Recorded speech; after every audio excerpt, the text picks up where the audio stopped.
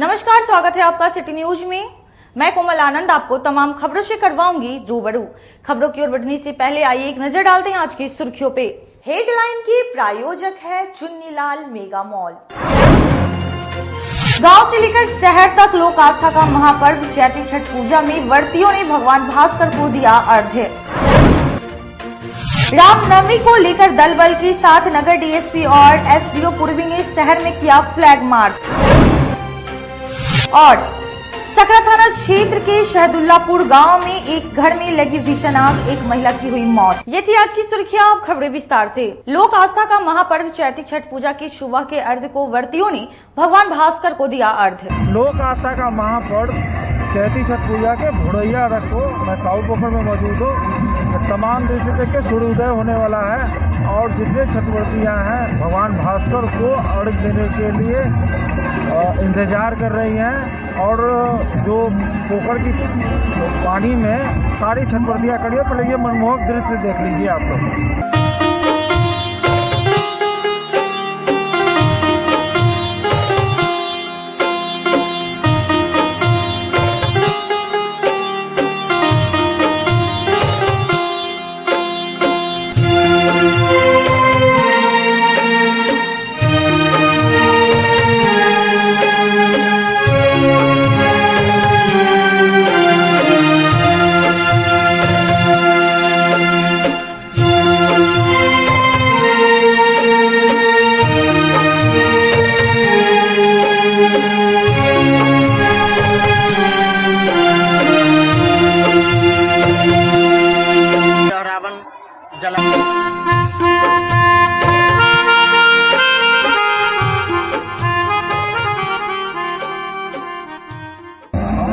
चैती छठ की पूजा पे सुबह का जो अर्घ्य है साहू पोखर का बहुत ही अच्छा लग रहा है। पहले की अपेक्षा छठ पर्व में अब बहुत विस्तार हो गया है। पहले लोग कम संख्या में करते थे, अब बहुत लोग आस्था के प्रति लोग का श्रद्धा जो बढ़ा है, जो देखने को मिल रहा है। लोग बहुत अधिक संख्या में लोग अब छठ व्रत कर रहे हैं और यहाँ पर भी अब जो सुविधा का और भी विस्तार होगा अगली बार से। इस बार बहुत अच्छा है, लोग भी अच्छा बोल रहे हैं। सो देख के अच्छा लग रहा है इतनी अधिक संख्या में सबको छठ व्रत करते हुए। इसलिए चैत्र नवरात्र और छठ व्रत की मैं सबको शुभकामना देती हूँ। हम लोग छठ जैसे छठ बड़ा छठ होता है, जैसे चैती छठ होता है और इसमें सब श्रद्धा से प्रेम से मनाते हैं। हम लोग सब बहुत 3 दिन के साथ हैं और छठ व्रत के सब छठ करते हैं। हमारे बिहार में यह बहुत महत्वपूर्ण पूजा है, इसलिए हम लोग बहुत उत्साह से और बहुत प्रेम पूर्वक मनाते हैं। हम लोग ये देखने को मिल रहा है इस बार हमारे चैती छठ के शुभ अवसर पर इस साहू पोखर पर खासकर कहते हैं कि यहाँ की जो मुराद जो लोग मानता है साहू पोखर पर कि छठ करने वाले सभी व्यक्ति यहाँ जो भी मुराद मांगते हैं सभी का इच्छा पूरा होता है। आज ये हमारे सनातन धर्म में और ये छठ के जो कार्तिक पूर्णिमा जो कार्तिक के महापर्व होता है और उसी के समझिए कि चैती छठ का भी महत्व है। आज ये साहू पोखर पर जितना भीड़ आप लोगों को देखने को मिल रहा है, ये चारों बगल देखिए कि हजारों की संख्या में लोग यहाँ इकट्ठा हुए हैं और कम से कम समझिए कि हजारों लोग है ना पोखर के उतर के भगवान भास्कर को अर्घ्य दे रहे हैं। लोक आस्था का महापर्व चैती छठ पूजा के भोरैया अर्घ्य को भगवान भास्कर को छठवर्तियों ने वर दिए। ये मनमोहक दृश्य काफी लगा। ये साहू पोखर का नज़ारा है। यहाँ काफी संख्या में छठवर्तियाँ छठ पूजा करती हैं। ये तमाम प्रत्येक साल की अपेक्षा इस वर्ष काफ़ी अधिक देखी गई है भीड़ और ये तमाम दृश्य दिखा रहे हैं कि किस प्रकार भगवान भास्कर को लोग जो छठवर्तियाँ हैं वो भगवान भास्कर को अर्घ्य दे रही हैं और काफ़ी संख्या में श्रद्धालु यहाँ पर एकत्रित हुए हैं। और ये तमाम जो मनमोहक दृश्य है ये कहता है कि ये लोक आस्था का महापर्व है। और जो पहले तो कार्तिक पूर्णिमा में जो छठ पूजा होती थी उसमें ही भीड़ देखी जाती थी, लेकिन इस वर्ष चैती छठ पूजा में भी लोगों की काफ़ी भीड़ देखी जा रही है।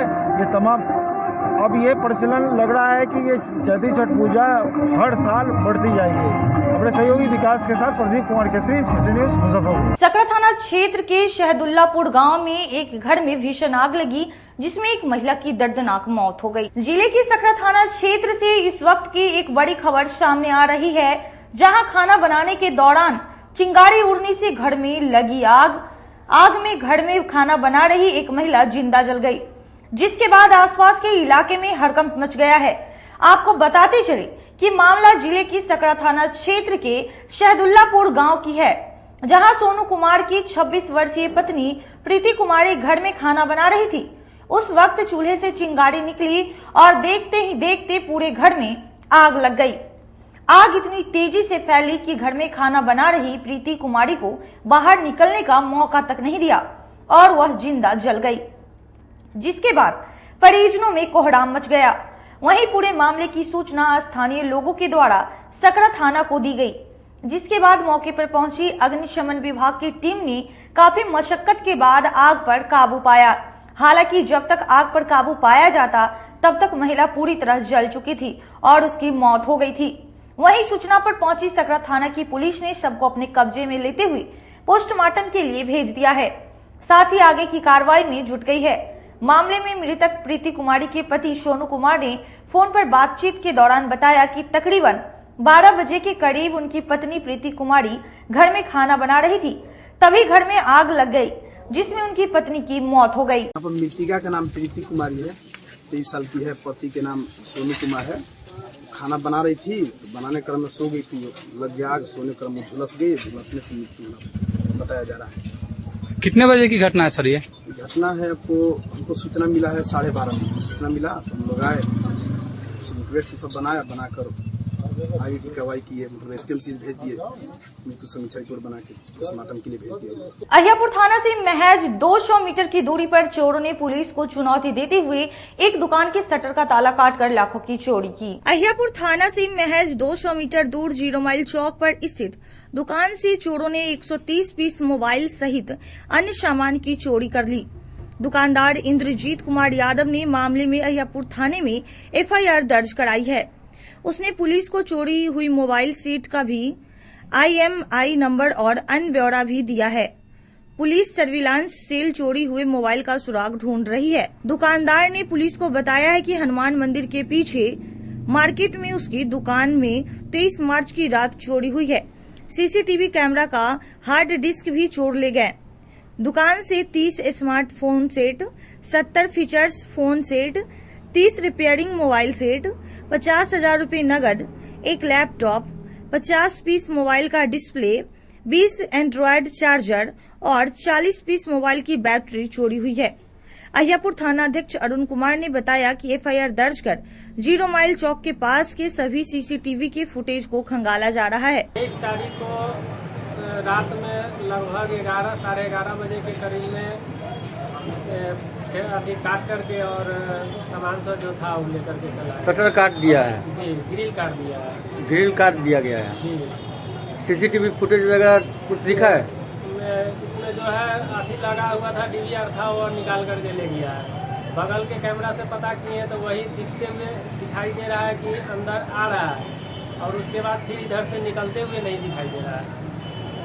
कितना का संपत्ति चोरी हुआ है आपका? लमसम वही 7 के आसपास में चोरी हुआ है। 7 लाख?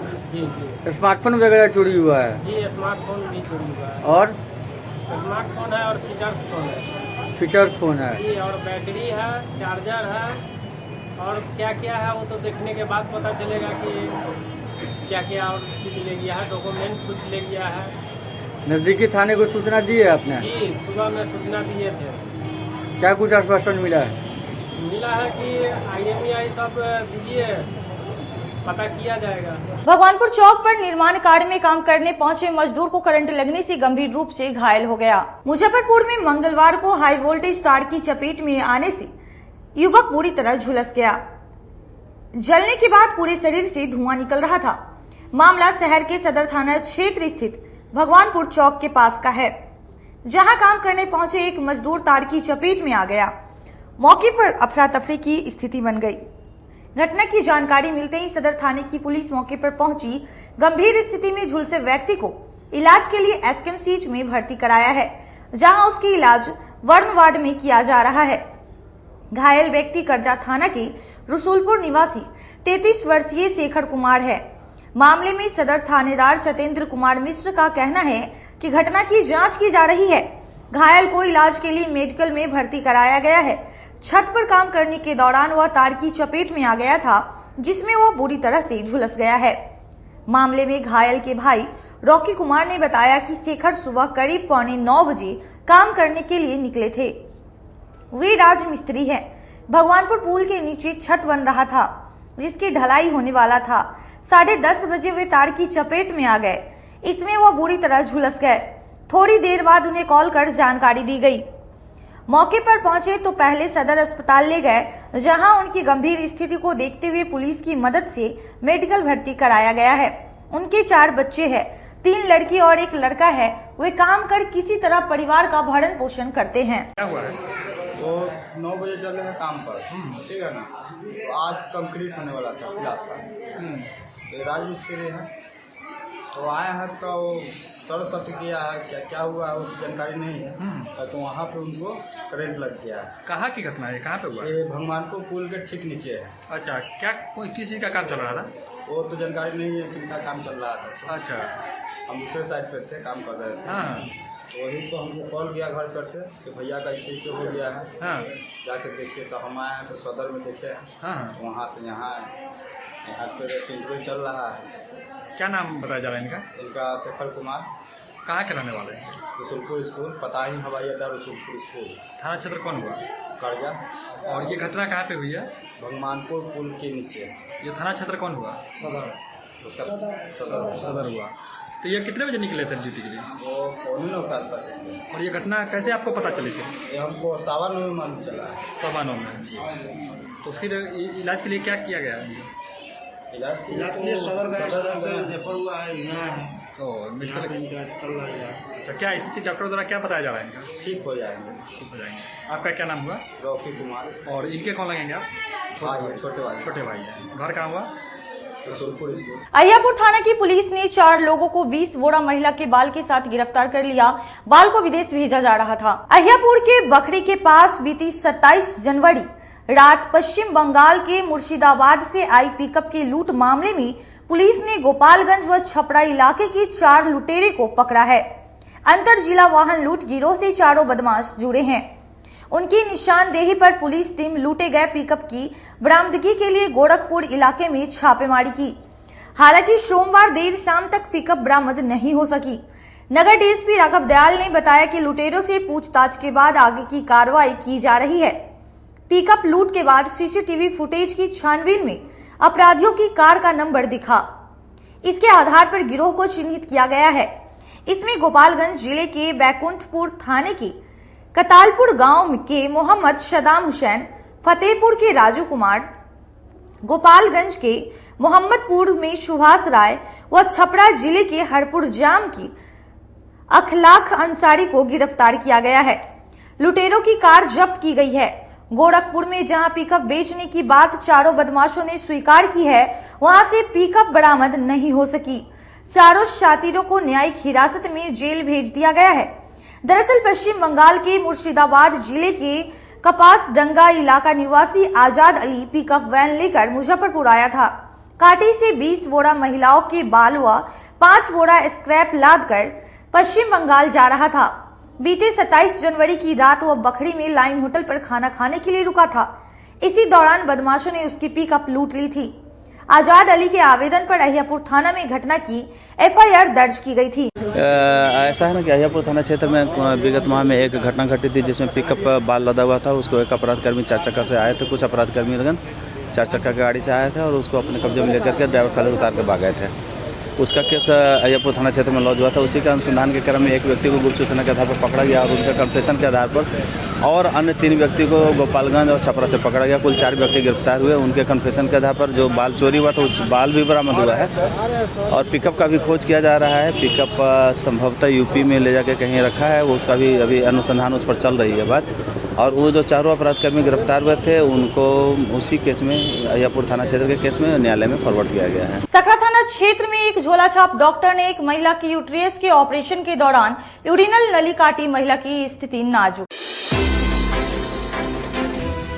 दवाई कोई डॉक्टर से बतिया के चला दे उन्नस बुझेबे न करे हमारा दवाई चला रहा हमारा कोई उन्नस न बुझा। तो फिर हम बोली तो फिर माधोपुर ले गलन जहाँ सीख के अलन तहाँ ले गलन। तो फिर वहाँ पर बाबू उनकर गए साथ में। तो सर मिले के लिए बोलल के सकल की कौन है तो बेटी भतीजी है। तो देखो तो गरीब आदमी के क्या कर दिया, माना करते हैं रखे जी के ऐसा काम नहीं करो। और इसका हैंडल के चेक किया तो बोला सर ब्लेड लगा हुआ है, नली कटा हुआ है। मुजफ्फरपुर में एक बार फिर झोलाछाप डॉक्टर का कारनामा देखने को मिला, जिससे मरीज की जान आफत में है। मामला जिले की सकरा थाना अंतर्गत बरियारपुर ओपी क्षेत्र का है, जहां बहादुरपुर गांव से पेट का ऑपरेशन कराने बरियारपुर की एक नर्सिंग होम में गई महिला की बच्चेदानी के साथ साथ पेशाब के रास्ते का नस काटने का मामला सामने आया है। ऑपरेशन के बाद महिला की हालत गंभीर बनी हुई है। महिला समस्तीपुर जिला के भागवतपुर मुसरी घराड़ी की निवासी है। कई जगह जांच व इलाज के लिए इस बात की जानकारी चिकित्सकों ने मरीज के परिजनों को दी है। इससे परिजनों में हड़कंप मच गया है। इस मामले में बरियारपुर थाना में पीड़ित महिला की मां देवंती देवी ने लिखित आवेदन दिया है। पीड़िता की मां ने पुलिस को बताया कि उसकी पुत्री की तबीयत खराब थी। इस पर उसे बरियारपुर स्थित श्रीधि सेवा सदन में इलाज के लिए ले गया था। उसका कहना है कि वह बच्चा बंद कराने की ऑपरेशन के लिए अस्पताल के चिकित्सक से बात की थी। तभी चिकित्सक ने सकरा स्थित महारानी अल्ट्रासाउंड केंद्र में पेट की जांच कराया तथा वह कहा कि बच्चेदानी में इन्फेक्शन है, दवा के बाद ठीक हो जाएगा। लेकिन एक सप्ताह दवा खिलाने के बाद फिर दोबारा जांच कराया गया, जिसमें कहा कि बच्चेदानी में पश आ गया है, जिसका ऑपरेशन करना बहुत जरूरी है, नहीं तो वह मर जाएगी। महिला के परिजनों ने आनन फानन में पैसा का बंदोबस्त कर ऑपरेशन कराया, जहां चिकित्सकों ने महिला का बच्चेदानी निकालकर उसके पेशाब के रास्ते का नस ही काट दिया, जिससे उसको काफी परेशानी का सामना करना पड़ा। ऐसे हुआ है, हम पटना में रहते थे तो बहन बोला कि आपसे हम बच्चा बंद होने वाला ऑपरेशन कराते हैं। तो सकरा के अल्ट्रासाउंड कराने के लिए तो अल्ट्रासाउंड कराए तो तेरा भाई है ऑपरेशन कराता है, डॉक्टर बुलाते तो ओकरा देखा है, देखो भैया कोई बीमारी है तो बताब। कि कहलखिन कि बदानी में सूजन हो, दवाई 2-3 फल खेबे न तो ठीक हो जाते। तो कहली ठीक है दवाइए चलाऊ। तो बिहान होले कहन घाव के सिस्ट बन गए बदानी में, सब ऑपरेशन कराबी हो तो जरूरी है। तो ओकरा टेंशन दे दिलखिन तो ये ऑपरेशन होके लेल चल गेलखिन। और जब डॉक्टर साहब बोललखिन आई दिन भर भूखल रखलखिन तो नहीं अलखिन सर। तो हम सर रात के कहली हम जाए नहीं वाला पेशेंट सर करे के लिए। तो हम जा रही पेशेंट के लेकिन न कराएंगे ऑपरेशन। तो कहलखिन हमरा ऊपर रिस्क नहीं रह ना, तू बिहान होते आए न होते बिहान होते तो रख लेकिन रात भर। फिर रात में हम खाना खिएली एकरा, फिर कल सहली तो फिर साँझ के सर अल तो ऑपरेशन होले। जब सर अल तो बोले जे रखे जी कहाँ अल्ट्रासाउंड कराया तो सकरा। तो देखो तो बददानी निकाल दो कि छोड़ दो, अभी कोई बीमारी नहीं था बददानी में। उनका ऊपर गुस्साया, एक तो गलती करके तो चलिए गया, मगर वो डॉक्टर बोले थे कि बददानी में कोई बीमारी नहीं है। तो कहलखिन यही लेल तो करेबे कि यही निकाल दो। तो निकाल दिए, हाँ निकाल दिए। तो तकरा बाद वहाँ से आए यहाँ रहा पेट ओकरा दिक्कत हुए से है। और दिक्कत बुझाते बुझाते कहे लगल तो ऐसा कहलखिन जे खा लहू पिए लहू तो पेट थल थल कर रहा। तो साथ तक बाद डायरेक्ट हो गए। तो हम बोली उली तो पटना ले गलखिन। तो पटना जाँच उछ होल तो सर ऑपरेशन लिख देलकै 90,000 हमरा कहलखिन जमा करिए ऑपरेशन होगा। तो दवाई उवाई न लिखलखिन। तो हम कहली भैया ऐसा बात है तो यह में लस का ऑपरेशन कराहू। तो कहलखिन चल ना श्रीदी के माई के बोलाबो ना। तो हिंगे रखले रह रूम पर हम हिंगे से नहीं करा देबो से घरे न ले जइए। तो हमरा डेरा पर बहन के रख देलखिन। हम फिर बाद में लेके अली तो दवाई उवाई कोई डॉक्टर से बतिया के चला देलखिन। तो उन्नस बुझेबे न करे हमरा दवाई चला रहा, हमरा कोई उन्नस न बुझाए। तो फिर हम बोली तो फिर माधोपुर ले गलन जहाँ सीख के अलन तहाँ ले गलन। तो फिर वहाँ पर बाबू हुनकर गए साथ में। तो सर मिले के लिए बोलल के तो कहलखिन कौन है तो बेटी भतीजी है। तो देखो तो गरीब आदमी के क्या कर दिया, माना करते हैं रखे जी के ऐसा काम नहीं करो। और उसका हैंडल के चेक किया तो बोला सर ब्लेड लगा हुआ है, नली कटा हुआ है। और रिपोर्टों देखे पटना वाला बोल दिया जल्दी इसका ऑपरेशन होगा, से 75 दिन के डेट दे रहे हैं, आना पड़ेगा। आप 1 लाख रुपया इसका ऑपरेशन में लगेगा। और यहाँ से हम भेजेंगे ना तो डॉक्टर खान जाना होगा। तो इस ला के धो दिलखिन। फिर को अपना मन से दवाई उवाई चललखिन, एगो 2 पानी के बोतल चलखिन, 2 सुई दिलखिन। फिर हमार परसेंट लबजान हो लगल जे हम सही न हतियौ, हमरा देखेबे तो देखो तो हम मर जाबे। तो फिर हम दोनों घर वाला हम अपन समस्तीपुर एगो डॉक्टर कन गेली। फिर वहाँ जाँच होल, खून जाँच होल। उ डॉक्टर कहलखिन कहला पैसा खर्चा कर न जीता। फिर हम मुझे रोकाने लगली, फिर हमारा दूसरा डॉक्टर की गेली तो वहाँ फिर खूब जाँच होल तो सर फिर सब जाँच फाँच फिर पटना भेजल, जाँच करावे गेली, फिर दरभंगा भेजल, हुआं जाँच करा के अली, फिर सब जाँच फाँच ले किया वो ऑपरेशन पर चढ़ा। माध्यम से कल सूचना मिली है कि कहीं बरियारपुर ओपी जो है उसी के क्षेत्र के में अगल बगल गांव में कहीं अब दिसंबर महीने में कहीं किसी का बचदानी का ऑपरेशन हुआ था और वो ऑपरेशन के साथ साथ कुछ शायद पेशाब को नली उली बांध दिए थे। उसी समय हम वहाँ के प्रभारी डॉक्टर मसीउद्दीन को फ़ोन करके बताया और वहाँ के मैनेजर जो है संजीव कुमार उसको बताया कि उन लोगों के द्वारा जाँच प्रतिवेदन अभी नहीं आया है, जाँच प्रतिवेदन आता है तो अपने स्तर उस पर कार्रवाई करें। सर इस तरह का केस बराबर दिखा जा रहा है, ऐसा क्या प्रतीत हो रहा कि झोला छाप डॉक्टर जो है तो बराबर जो इसमें 2-3 बात मैं बताना चाहूँगा। एक तो बताना चाहूँगा कि हम लोग तो जांच करा ही रहे हैं और जांच को बढ़ावेंगे कि अवैध जितने नर्सिंग होम हैं बंद हो जाएं, लेकिन इसमें जन सहयोग का, आप लोगों का सहयोग का, पब्लिक की जागरूकता का, प्रशासन का, सबका जब तक सहयोग नहीं होगा, जब तक सबका सहयोग नहीं होगा तब तक ये संभव नहीं है। और ये अच्छी बात नहीं है, ये अच्छी बात नहीं है कि झोला छाप डॉक्टर किसी का जान ले रहा है, कहीं कुछ कर दे रहा है। तो लोगों में जागरूकता होनी चाहिए कि अगल बगल अस्पताल उपलब्ध है, वहाँ नहीं जा करके दलालों के द्वारा या अज्ञानता के बस इन लोगों के यहाँ लोग जा रहे हैं, अपना जान गंवा रहे हैं। हम भी इस पर कार्रवाई कर रहे हैं, लेकिन हम अनुरोध करेंगे कि आप लोगों से भी कि लोगों को जागरूक करें कि इन लोगों को हतोत्साहित किया जाए, कोई जाए नहीं। सर एक लगातार मामले सर सामने आ रही हैं सर, और इस पर सर क्या एक्शन ले सरकार तरफ से, क्या आपकी तरफ से क्या एक्शन? मैं जो किडनी कांड, सुनीता वाला किडनी कांड हुआ था उसके बाद से हर एक प्रभारी को मैं आदेश दे दिया था कि अपने स्तर से आप जांच करा करके जितना अवैध नर्सिंग होम या अल्ट्रासाउंड है उनको बंद करावें। काफ़ी लोगों के द्वारा इस पर कार्रवाई भी की गई, उस पर बहुत सारी जगह पर केस भी हुए हैं, जैसे मोतीपुर का हुआ था, पारू में हुआ था, एक आध जगह और हुआ था। लेकिन ये सबसे ज़्यादा कांड जो हो रहा है, दो कांड जो है सकरा में ही हो गया है। तो जैसे ही प्रभारी का आता है आदेश वहाँ से जांच प्रतिवेदन, तो मैं माड़ीपुर स्थित स्मार्ट ब्रेन कोचिंग के बच्चों ने नवोदय विद्यालय के एंट्रेंस एग्जाम में सफलता हासिल की। स्मार्ट ब्रेन कोचिंग के बच्चों ने एक बार फिर नवोदय विद्यालय के एंट्रेंस परीक्षा में कामयाबी हासिल की है। स्मार्ट ब्रेन कोचिंग के बच्चे सैनिक स्कूल, नवोदय स्कूल, सुपर 30 आदि के लिए हर वर्ष चयनित होते हैं। इसी के तहत इस वर्ष एक चाय बेचने वाले के पुत्र आदित्य आदर्श ने नवोदय विद्यालय का एंट्रेंस टेस्ट पास किया है। छात्र की कामयाबी को लेकर शिक्षक एवं अभिभावकों में काफी खुशी है। इस अवसर पर स्मार्ट ब्रेन कोचिंग की संचालक ने बताया कि ब्रेन कोचिंग की शिक्षकों का प्रयास रहता है कि बच्चे अच्छी शिक्षा हासिल करें। हम लोगों के पास इंफ्रास्ट्रक्चर की कमी है, लेकिन शिक्षा देने में कमी नहीं है। हमारे यहाँ जो भी बच्चे पढ़ते हैं सभी में एक अनोखी प्रतिभा है। इस कोचिंग के बच्चे पूरे बिहार में बड़े बड़े संस्थान में पढ़ रहे हैं। पिछले वर्ष सुपर 30 के लिए 2 बच्चे का चयन हुआ था, जो मुजफ्फरपुर में इकलौता कोचिंग सेंटर है। How many continents in the world? There are 7 continents in the world. In which continent do you live? Asia. How many oceans in the world? There are 5 oceans in the world. Who is the Prime Minister of India? Shri Narendra Damodar Das Modi. Who is the President of India? Draupadi Murmu. Tell me some name of some neighboring countries. Nepal, Bhutan, Myanmar, China, Sri Lanka, Pakistan, Afghanistan, Bangladesh. विश्व में 7 महादेश है। एक का नाम बताइए। Asia. विश्व में कितने महासागर हैं? 5। नाम बताइए।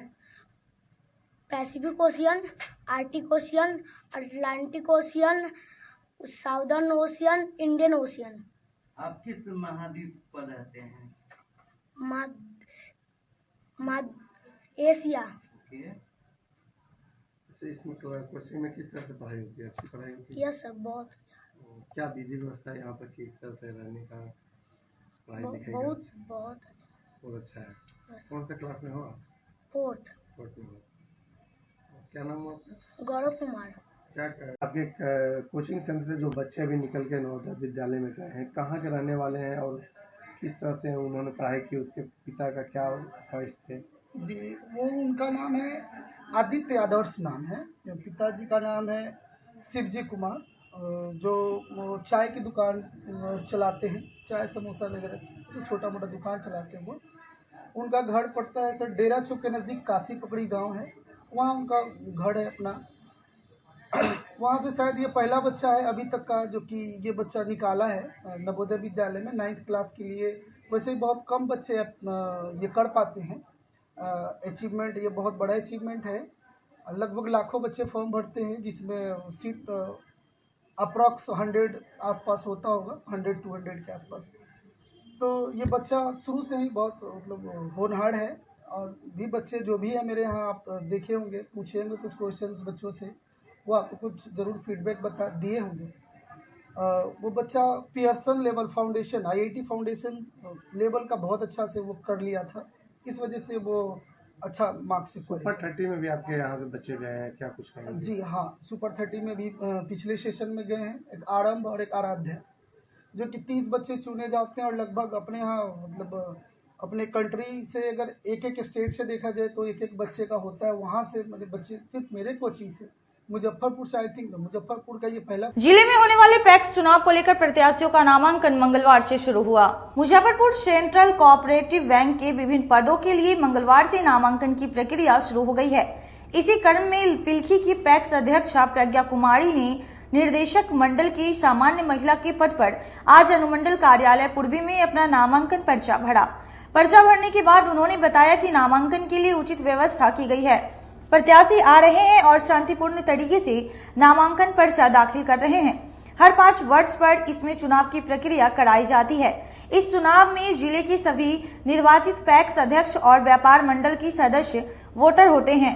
इस वर्ष चुनाव और मतगणना दोनों 12 अप्रैल को किया जाएगा। आज सेंट्रल कोऑपरेटिव बैंक के निदेशक मंडल के सामान्य महिला सीट पर हमने नामांकन दिया है और यहाँ SDO कार्यालय में ये नामांकन चल रहा है और बहुत ही शांतिपूर्ण तरीके से नामांकन हो रहा है।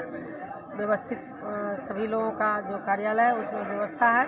सभी जितने भी हमारे नामांकन करने वाले प्रतिभागी हैं सभी लोग आ रहे हैं और नामांकन करके जा रहे हैं। कौन-कौन लोग इनमें नामांकन? हमारे पद पे 2 मतलब एक ही सीट है सामान्य महिला का, उस पर मैं एक नामांकन की हूँ आज और आगे कौन लोग किए हैं इसके बारे में हमको जानकारी है। कौन सा पद है इसमें? द सेंट्रल कोऑपरेटिव बैंक में 4 कैटेगरी में मतदान होता है। 4 कैटेगरी में जो बोर्ड के डायरेक्टर होते हैं वो अलग अलग कैटेगरी से आते हैं। एक तो हम लोग जो पैक्स के चेयरमैन जीत के आते हैं वो पहले अध्यक्ष या डायरेक्टर में होते हैं। दूसरा हम लोगों का एक प्रोफेशनल कैटेगरी का होता है जो लीगल एडवाइजरी के तौर पे हैं। वो लीगल लोग एक होते हैं, उस पे सदस्य बोर्ड के डायरेक्टर एक पैक्स अध्यक्ष के द्वारा निर्वाचित होते हैं। फिर व्यापार मंडल के तरफ से भी 27 और 28 तारीख को और 3 बजे तक नॉमिनेशन है। जो भी आएंगे सबका नामांकन देंगे। ऑलरेडी हम लोग का नामांकन प्रसंग का टीम काम कर रहा है। कितने पदों के लिए किया जा रहा है? इसमें तो पद टोटल 13 पद है और उसमें ग्रुप है A, B, C, D 4 group है और सब ग्रुप में पद डिफाइंड है।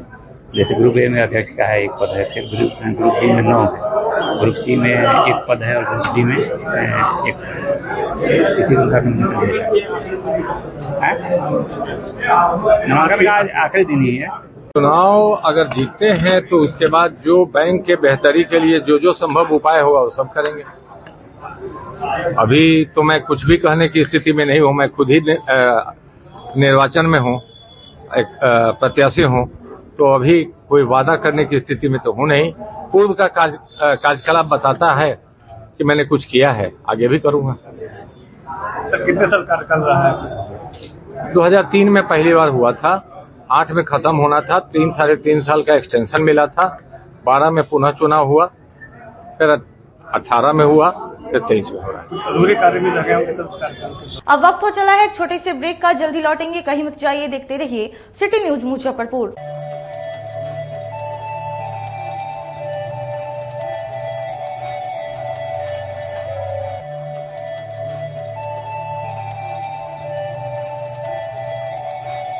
बाजार से सस्ता सबसे अच्छा चुन्नी लाल मेगा मॉल मुजफ्फरपुर में भी धूम मचाने के लिए आ गया है।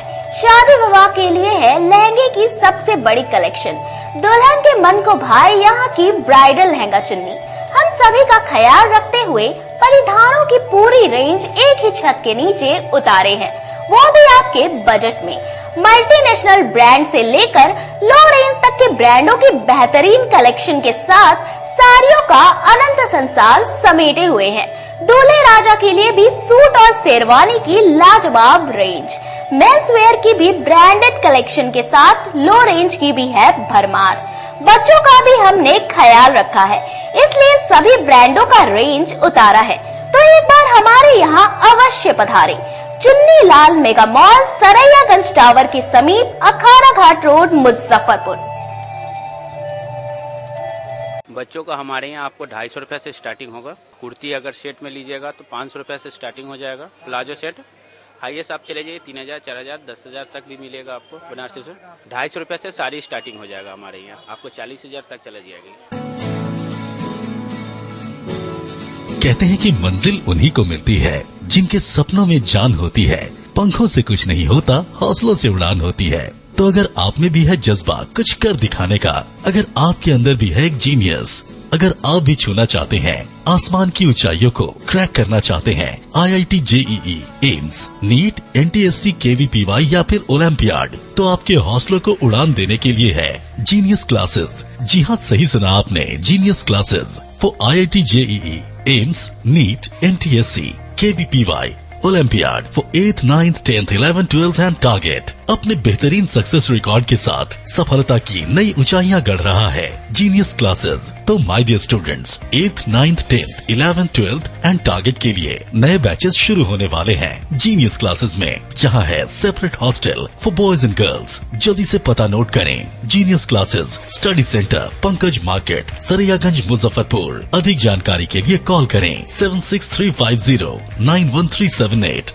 या फिर 7635091387 या फिर आप कॉल कर सकते हैं 7635091396 या 9006911690 पर या फिर 9128482268। Genius Classes. For more information, visit our website www.geniusclasses.in or email us on info@geniusclasses.in.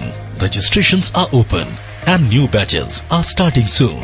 Rush to Genius Classes, Study Center, Pankaj Market, Saraiyaganj, Muzaffarpur. अपने सपनों की आशिया को दे एक नई पहचान माँ भवानी डेकोर प्राइवेट लिमिटेड के साथ, जो है ऑथराइज्ड डिस्ट्रीब्यूटर ऑफ कजारिया।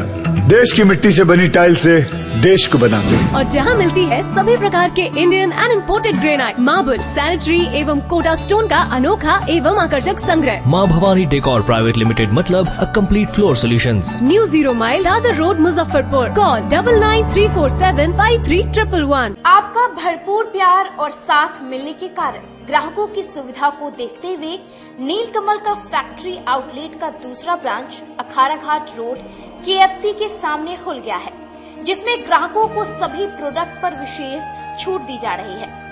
वहीं नीलकमल का पहला branch Mithanpura Narayanpur road Vaishali management के सामने है, जो कि लगातार ग्राहकों की सेवा करता आ रहा है। उत्तर बिहार का पहला एक्सक्लूसिव शोरूम है, जहां ऑफिस फर्नीचर और होम फर्नीचर की सभी रेंज उपलब्ध है। तो एक बार सेवा करने का मौका जरूर दें। पहला ब्रांच मिठनपुरा नारायणपुर रोड और दूसरा ब्रांच अखाड़ा घाट रोड। हमारा मोबाइल नंबर है 9334900888 और 7004320580। नीलकमल का एक्सक्लूसिव शोरूम जो पहले से मिठनपुरा नारायणपुर रोड में अपोजिट वैशाली रूरल मैनेजमेंट में चला आ रहा है, वहाँ पे हमें आप लोगों का बहुत सारा प्यार मिला और इसीलिए हम लोगों ने अपना दूसरा ब्रांच सार्थक सेल्स एंड मार्केटिंग के ज्वाइंट वेंचर से अखाड़ा घाट रोड में KFC के सामने कृष्णा टॉकीज के बगल में सुविधा कॉम्प्लेक्स में हम लोगों ने खोला है, जो कि कंपनी का फैक्ट्री आउटलेट है, जहां नीलकमल के विस्तृत रेंज आपको 40% तक के डिस्काउंट पे मिलेंगे और मैट्रेस का भी एक विस्तृत रेंज है। और आप लोगों से निवेदन है कि एक बार आप पधारें। और इस दुकान की जो सबसे अच्छी विशेषता है कि उधार चालू है, तो HDFC और बजाज के माध्यम से आपको फिनांस की भी सुविधा है। आप अपने घरों को फिर से बहुत अच्छे से सजा सकते हैं। ब्रेक के बाद आप तमाम दर्शकों का स्वागत है। गुरुवार को होने वाली रामनवमी पूजा को लेकर दलबल के साथ नगर DSP और SDO पूर्वी ने शहर में फ्लैग मार्च किया।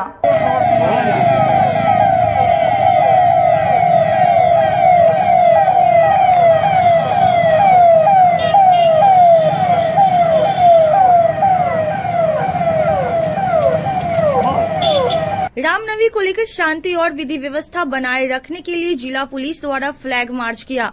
नगर डीएसपी राघव दयाल और एसडीओ पूर्वी ज्ञान प्रकाश के नेतृत्व में नगर, ब्रह्मपुरा, सदर, केएमपी, मिठनपुरा सहित महिला थाना की थानेदार और पुलिस बल के साथ मार्च निकाला गया। समाहरणालय से निकला फ्लैग मार्च शहर के मिठनपुरा, केएमपी, सदर, ब्रह्मपुरा और अहियापुर थाना के विभिन्न क्षेत्रों से होकर गुजरा।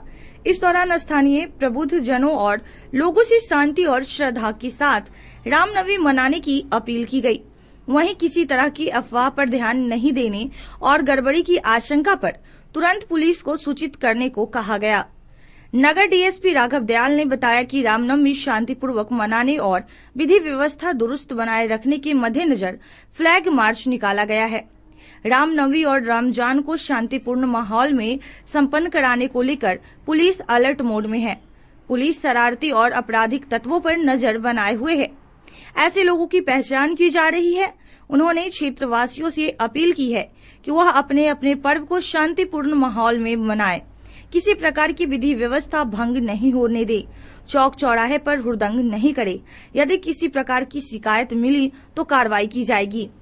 वहीं एसडीओ पूर्वी ज्ञान प्रकाश ने बताया कि फ्लैग मार्च होने से जहां सामान्य लोगों में विश्वास देखा जा रहा है, वहीं असामाजिक तत्व के लोग सचेत होने लगे हैं। रामनवमी को लेकर के जैसा कि देख रहे हैं, अभी जगह प्रत्येक थाना में अलग अलग जगहों पर जो भी संवेदनशील जगह है या थाना स्तर पर शांति समिति की बैठक की गई है और जितने भी अखाड़े वाले हैं, जो जुलूस निकालने वाले हैं, उन लोगों का जुलूस जो निकाल रहे हैं उन लोगों के साथ भी बैठक की गई है और जिलाधिकारी महोदय का और वरीय पुलिस अधीक्षक महोदय का संयुक्त आदेश भी निकल चुका है, जिसमें संवेदनशील स्थलों को चिन्हित करते हुए उसमें दंडाधिकारी और पुलिस पदाधिकारी की प्रतिनियुक्ति की गई है।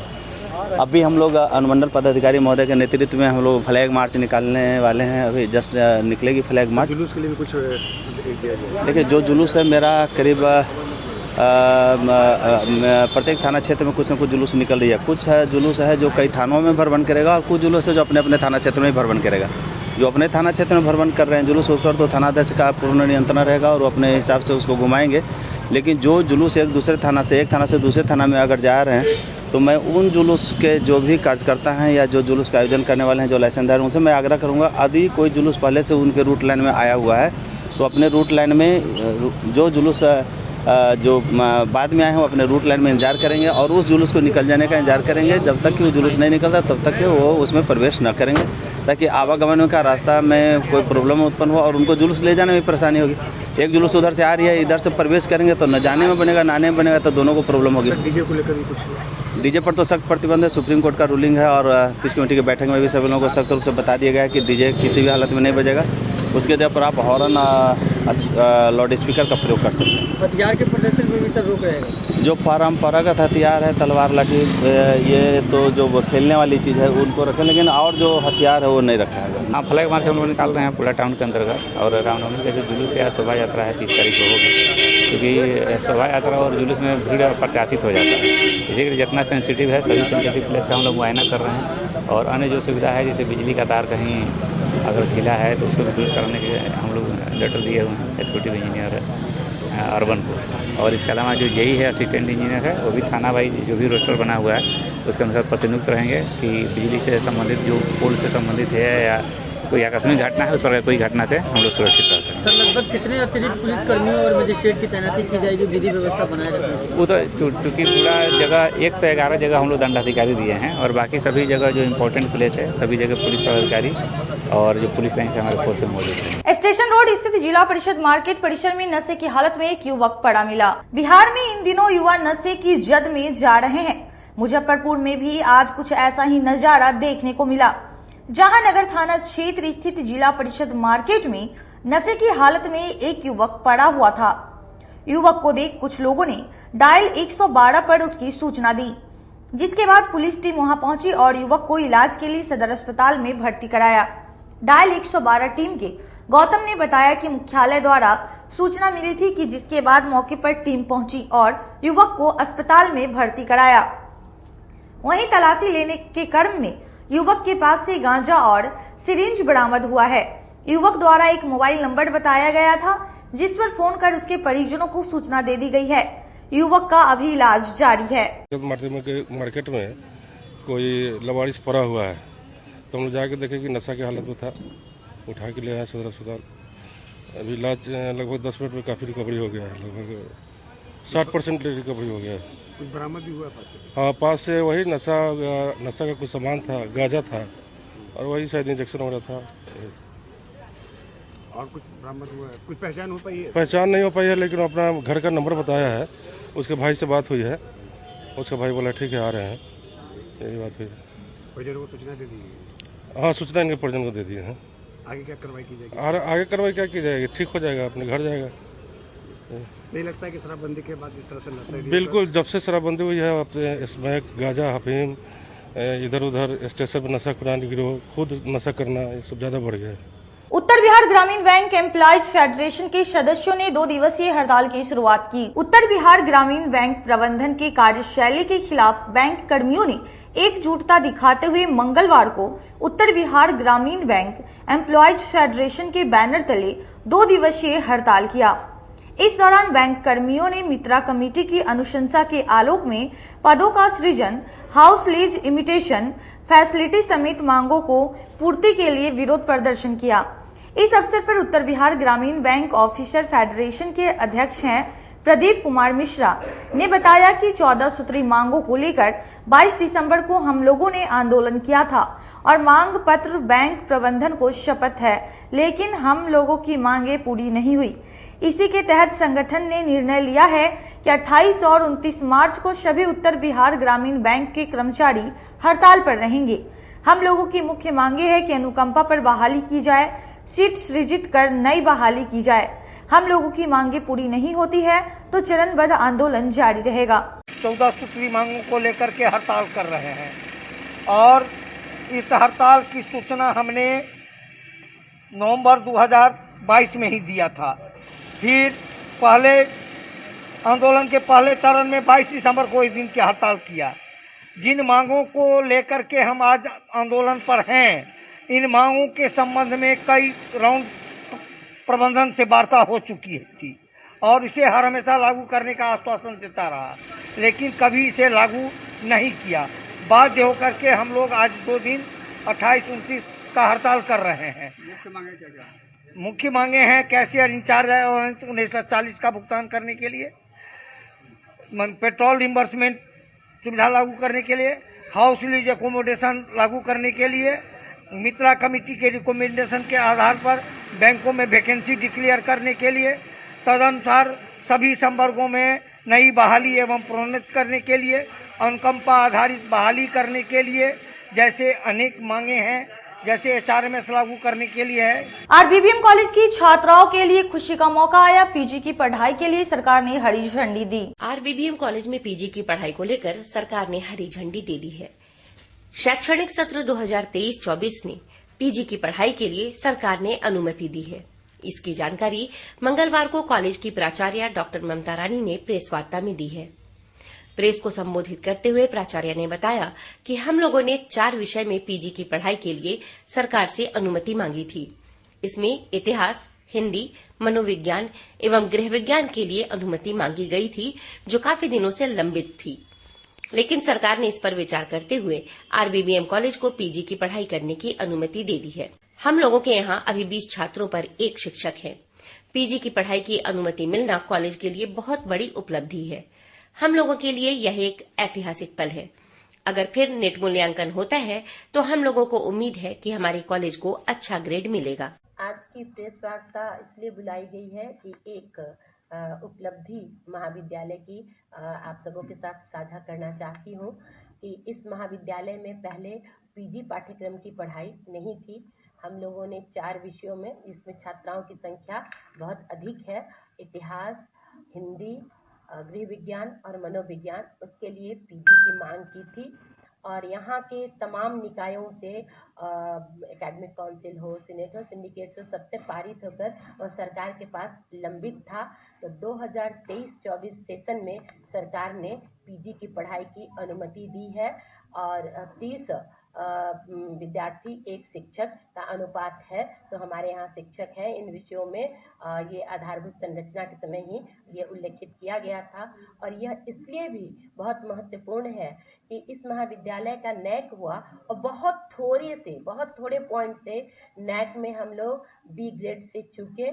अगर पीजी की पढ़ाई होती तो इसका भी हमें उस समय फ़ायदा मिलता। तो इसलिए आगे होने वाली नैक की तैयारियों के मद्देनज़र और यहाँ की छात्राओं की मांग के मद्देनज़र पीजी के लिए हम लोगों ने प्रयास किया है और इन 4 विषयों में पीजी की पढ़ाई की अनुमति मिली है। तो महाविद्यालय के इतिहास में यह एक बाल श्रम आयोग के अध्यक्ष ने जिले के आला अधिकारियों के साथ समीक्षात्मक बैठक की। बाल श्रम उन्मूलन विमुक्त एवं पुनर्वास विषय पर समीक्षात्मक बैठक सर्किट हाउस बिहार बाल श्रमिक आयोग अध्यक्ष डॉक्टर चक्रपाणी हिमांशु ने श्रम अधीक्षक, श्रम प्रवर्तन पदाधिकारी, सिविल सर्जन पदाधिकारी एवं संबंधित विभागीय पदाधिकारी को दिशा निर्देश देते हुए कहा कि 14 वर्ष से कम उम्र के बच्चे से एवं 14 से 18 वर्ष तक किशोरों से खतरनाक नियोजनों में कार्य कराना दंडनीय अपराध है। कितना भी प्रभावशाली व्यक्ति क्यों न हो, बाल श्रम करवाते पकड़े गए तो कार्रवाई होगी। सरकारी कर्मचारी पदाधिकारी बाल श्रमिकों से सेवा लेते पकड़े गए तो उनके विरुद्ध दंडात्मक कार्रवाई की साथ साथ विभागीय कार्रवाई होगी। बाल श्रमिकों एवं खतरनाक नियोजन में लगे बाल श्रमिकों का सर्वेक्षण 3 माह के अंदर किया जाएगा। बाल श्रम सभ्य समाज के लिए कलंक है। मुख्यतः गरीबी, आर्थिक स्तर पर पिछड़ जाने एवं अशिक्षा का परिणाम है। शिक्षा मौलिक अधिकार है।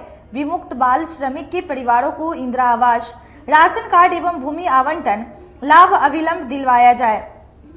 विमुक्त बच्चे को विद्यालय ले जाकर शिक्षा से जोड़ा जाए। विमुक्त बाल श्रमिक के माता पिता मनरेगा योजना एवं श्रम संसाधन विभाग के पोर्टल पर रजिस्ट्रेशन कराकर लाभ दिलाया जाए। तब तक बाल श्रम पर रोक नहीं लगाया जा सकता है। बाल श्रम रोकने के धावा दल गठन का लगातार अभियान चलाया जाए। बाल श्रम रोकने के लिए जिला, प्रखंड, पंचायत, गांव में जनप्रतिनिधियों, सामाजिक कार्यकर्ता के साथ रैली, प्रभात फेरी, नुक्कड़ नाटक, सेमिनार, कार्यशाला का जागरूकता अभियान चलाया जाए। गरीबी कोई पैमाना नहीं होता है। जो गरीब है इसीलिए उसका जो 50 रुपये हम रजिस्ट्रेशन करा करके उसको हम लोग अधिकार के लिए जाते हैं। किसी भी जाति, धर्म, मजहब के लोग क्यों नहीं हो, तो गरीबी होता है, मजदूर होना चाहिए। हाँ, वो गरीब होना चाहिए। उनको रजिस्ट्रेशन हम कराएंगे और रजिस्ट्रेशन कराकर उनके लाभकारी योजनाओं से उनको दिया जाएगा। और सभी के लिए आप देखिए कि कस्तूरबा विद्यालय में सारा चीज फ्री है। इस तरह की सूचनाएं यदि आप तक पहुंचानी हो तो कैसे पहुंचाएंगे? देखिए, श्रम संसाधन का पोर्टल है जिसमें बाल श्रमिक को अगर कोई भी व्यक्ति अगर बाल श्रम करवाते हैं आपको देख लिया जाए तो हम लोग का सरकारी पोर्टल है 1098 पर आप उस पर कर सकते हैं। हमारे एलर्ट साहब को कर सकते हैं, थानाओं में कर सकते हैं, आयोग में कर सकते हैं। बहुत सारा सिस्टम है जिसमें आप कर सकते हैं। 1098 पर कर सकते हैं। हम लोगों का नंबर है 9431204507। एलर्ट साहब का है, एलईओ साहब का है। आप बोल करके आप कर सकते हैं और आप भी जवाबदेह व्यक्ति, आप दुनिया को दिखाते हैं क्या समस्या है, उस पर एक्शन होता है।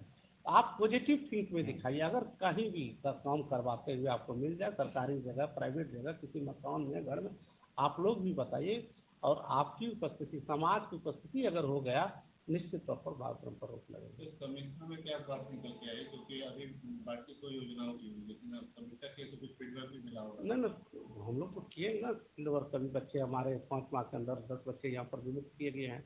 आयोग मेरी 7 साल से भंग थी। मेरी पहली बैठक यहाँ पर आज मुजफ्फरपुर आए हैं। जो 7 साल से जो अब तो नया सुधार तो करना पड़ेगा। बजट का प्रावधान नहीं है, लेकिन इसके लिए भी हम लोगों ने सुधार करने के लिए जागरूकता अभियान, बैनर, पोस्टर के माध्यम से हम लोगों ने कहा है। और कौशल विभाग के साथी को लेकर के, जन शिक्षा के साथी को लेकर के, तालीम मरकज के शिक्षकों को लेकर के आंगनबाड़ी केंद्र में जाएंगे, कितने बच्चे वहाँ पढ़ रहे हैं, कौन बच्चे बाहर हैं, उन सारे चीज़ों को मैंने दिशा निर्देश दिया है। इन सारे पलों पर हम लोगों को ठोस कदम करना है, ठोस कदम उठाना है और समाज के अंतिम व्यक्ति तक हम लोगों को जाना है। थोड़ा सा आप लोग वक्त दीजिए, हम लोग अच्छा। बीएमपी 6 स्थित दुर्गा मंदिर परिसर में आयोजित भागवत कथा वाचक की कथा सुनकर भक्त मंत्र मुग्ध हो गए। बीएमपी 6 स्थित दुर्गापुरी मंदिर मालीघाट प्रांगण में चल रही 7 दिनों से श्रीमद् संगीतमय भागवत ज्ञान महायज्ञ में वृंदावन से आई 17 वर्षीय पूज्य देवी राधा किशोर जी द्वारा कथा के दौरान आरती की प्रस्तुति की गई। भागवत भगवान की करवाती कथा भक्त जनों को भव सागर से तारती है और भक्ति संगीत सुन श्रोता झूम उठे। कथा के दौरान कृष्ण लीला, गोवर्धन पूजा की कथा विस्तार से सुनाई। वहीं सनातन धर्म जागरण मंच के महासचिव परितोष कुमार ने बताया कि पिछले 3 वर्षों से लगातार यह संस्था भागवत कथा, राम कथा का आयोजन कर रही है। 22 मार्च 2023 से BMP6 दुर्गा माता मंदिर के प्रांगण में श्रीमद् भागवत कथा का आयोजन सनातन धर्म जागरण मंच संस्था के द्वारा करवाया जा रहा है। पिछले 3 वर्षों से लगातार ये संस्था श्रीमद् भागवत कथा, राम कथा और अलग अलग पौराणिक कथा जो हमारे धर्म का जागरण कर सके, ये संस्था करवाती है। ये कितने वर्षों से ये काम करवा रहे हैं? पिछले 5 वर्ष 2018 में हमारी स्थापना हुई थी। 2018 में हमारी स्थापना हुई थी संस्था सनातन धर्म जागरण मंच की। बीच में कोरोना काल में 2 वर्षों तक ये कथा नहीं हो पाई थी। इसी बार इस कथा का आयोजन हम लोगों ने BMP6 दुर्गा माता मंदिर के प्रांगण में आयोजित किया। क्या लग रहा है 2 साल कोरोना के बाद आप ये जग को करवा रहे हैं, कैसा लग रहा है और क्या कितनी अपार से समर्थन मिल रहा है लोगों का? इस क्षेत्र में शहर के पूर्वी क्षेत्र में जो 2 वर्ष कथा नहीं हुई थी, तो इसके लिए आज के लिए बस इतना ही है। मुझे और मेरे पूरे न्यूज टीम को दीजिए इजाजत। कल फिर हाजिर होंगे शहर के कुछ नई खबरों